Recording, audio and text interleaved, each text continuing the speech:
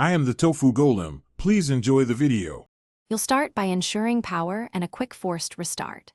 First, plug the device into a known good charger and wait 15 minutes to rule out low battery. Once charging, perform the model-specific force restart. This clears temporary boot loops without data loss. If you don't see progress after the restart, make sure your computer is ready with the latest Finder or iTunes. That's the next escalation, and it saves time versus jumping to restores. Once the forced restart didn't fix it, put the device into recovery mode and connect to your computer. You'll see Finder or iTunes detect a device in recovery. Choose Update to reinstall iOS without erasing data. The update can repair corrupted system files, causing the Apple logo hang. If Update fails, you may need to choose Restore, which erases data.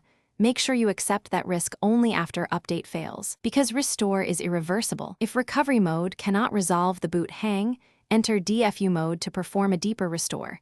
This rewrites firmware and can fix stubborn bootloader issues. After DFU completes, set up the device and restore from a backup if available. Make sure you test basic functions and run Apple diagnostics or hardware checks. If it still stalls on the Apple logo, try a different cable or USB port. Then consult Apple support. Hardware faults like a failed storage controller. Thanks for watching. Consider subscribing if we helped you today.